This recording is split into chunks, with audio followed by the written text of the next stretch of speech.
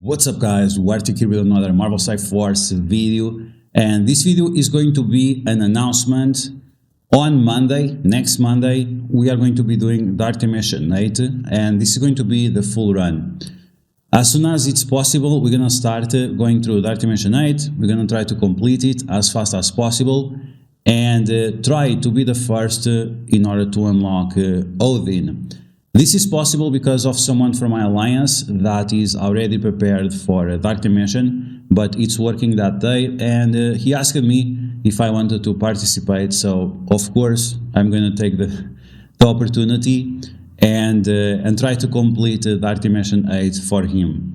After we complete a run, we'll be testing out Odin in Alliance Wars on defense and on offense on different situations. So it's going to be an exciting live stream. And it is as long as it takes. If it's going to take 24 hours, we're going to do a 24-hour live stream. Hopefully it will not be the case, but the goal is really to complete it as fast as possible and be the first ones to get Odin. Now we can take a look at the teams that we are thinking about using, and also at enemies that we are facing. DuArktik Mission 8 is definitely going to be very difficult. It has a lot of new characters, some that are not even available in-game for a lot of people. So it's definitely going to be a challenge. Okay, so first off, taking a look at the enemies that we'll be facing. And this time I'm going to show the correct one, because last time I made this video I didn't show the proper enemies. So we're going to start from the end to the top, and the reason why is because the enemies at the end are much more difficult. So you can see right here we have Apocalypse, we have Thanos in game, we have Black Knight, Gladiators with Green Goblins, Spider Weavers, more Black Knights, we have Nimrod, Old Man Logan, and more Thanos, more Gores, Sentinels, and then at the end we also have more Thanos, and more Gladiators, another Apocalypse, and Odin. So this is the last node, this is the ultimate challenge node, and as you can imagine this is going to be very, very difficult. What we see here is that we have a lot of protectors, and we have Thanos, right? So we need to have as many stuns as we can, and this is going to be extremely important. It's so very important to have stuns in DuArktik Mission. And that's going to be one of the factors why we're going to select certain characters. But yeah, as you guys can see, like all these Spider Weavers and whatever, this is going to be quite problematic. Okay, so this is the last node of all. Here we have node 12. Node 12. It's not as hard. Once again, we have a lot of protectors here, where one of the characters that we are going to use might be important. We also have a Mephisto on the enemy side. We actually have two of them on the enemy side. So DuArktik Mission 8, while the entrance for DuArktik Mission 8 might look easy, it's definitely going to be extremely challenging. So if you guys want to join in and see how the progress will go, make sure you join us on Monday. We'll be live on Twitch and on YouTube, so you can use whichever platform you prefer. So you can see another Mephisto. We have multiple Robbie Reyes Ghost Riders, so you're going to see tons of bleeds, tons of disrupts. It's going to be quite problematic. We have Ares. We don't know if Ares will have his Awaken abilities or not. Captain Britain, he also has multiple stuns and deflects and defense ups. These Shuris applying bleeds to us might be quite problematic as well. So yeah, this is definitely not a walk in a park. Now this section is the global villain. And we have a lot of mutants on the global villain. Some people said that the Nimrod team, the Orkis, is going to be very strong against them. It's possible, might not be the case. We see that we have multiple Sasquatches, and they are definitely very annoying. So we need someone that applies heal block. We also need someone that applies stuns. I can also see Spider Weaver being useful here. And that's it. So multiple Nightcrawlers, once again. The Spider Weaver becomes important on your side. We also have enemy Spider Weavers. So as long as we have a lot of stuns to deal with these characters, we should be good to go. It's also important that they have fast characters, so we need slows. These Penny Parkas, two of Penny Parkas together, this is definitely going to be a major trap. because they can stun you and they can give energy to each other. And then this is the Hero Global. So Hero Global, we are facing Apocalypse, we are facing Nightcrawler, we are facing Omega Red, Quicksilver, also very strong in Dark Dimension. And then we have Thanos Endgame, Captain Britain. So you can see that the enemies are going to be extremely difficult. All of these, it's not going to be easy. Like, when they make the entrance to be so easy to get there, that means that they want you to spend your money through revives with power cores and so on. So this is going to be the situation, right? Is that we are not going to breeze through it because the enemies are so difficult, and you might require specific counters just to beat certain enemies. Okay, so in these early nodes, it doesn't seem as difficult. We have these new Sentinels and Scientist Supreme. You can imagine the Scientist Supreme applying negative effects to you. It's going to be painful, especially if you have her together with Emma Frost, 50% speed bar, and less 10% for you. It's going to be definitely challenging. Gores, Deadpools, Eternals. Eternals, they also do more damage in Dark Dimension. We have Leaders, we have Kangs, we have Omega Sentinel. She's not even available in game yet. And even the Orkis characters, like all Orkis characters are still not available for most people. So yeah, this is definitely going to be challenging, but we'll do our best. We'll do our best. We'll try to beat it as fast as possible if we can, and just go.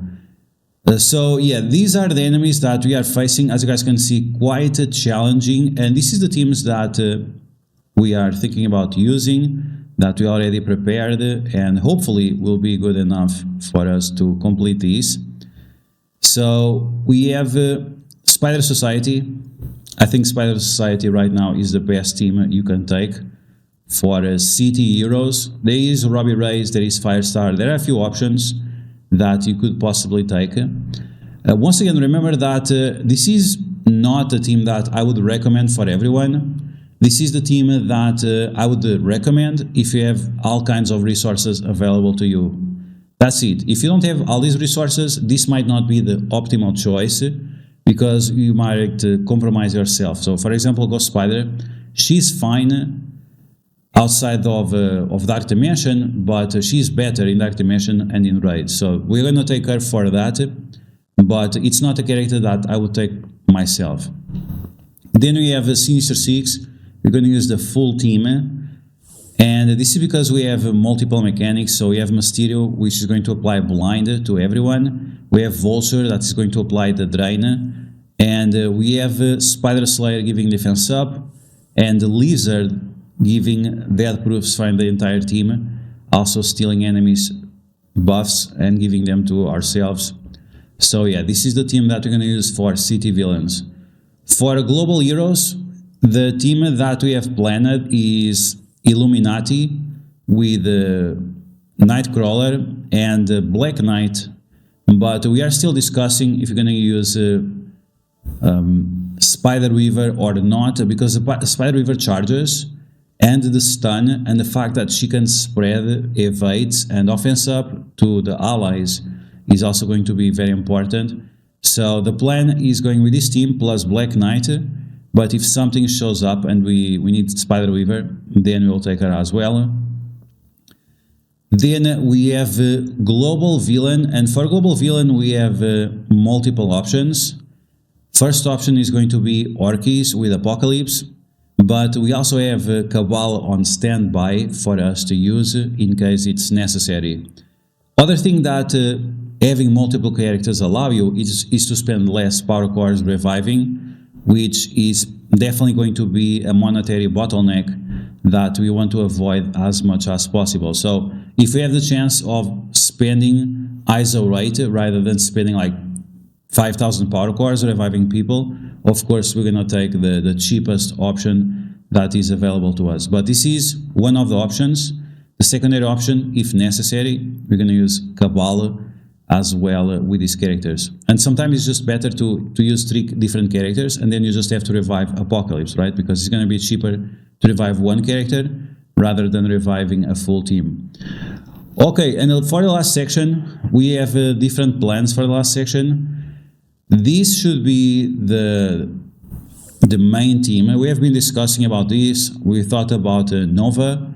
We thought about Void Knight. We thought about Photon. We thought about Cosmic Ghost Rider. And the reason why I'm mentioning all these hero cosmic characters, it's because we need hero characters. We need Super Skrull to have his 2 passives active, and for that we need 2 hero characters. And yeah, I think that's going to be the best option, is like Old Man Logan plus one of the characters I mentioned. I think Cosmic Ghost Rider is definitely going to be the optimal choice, because we are facing Mephistos on the enemy side, and we need Cosmic Ghost Rider to stun protectors. He has 2 stuns, and they work against protectors the most.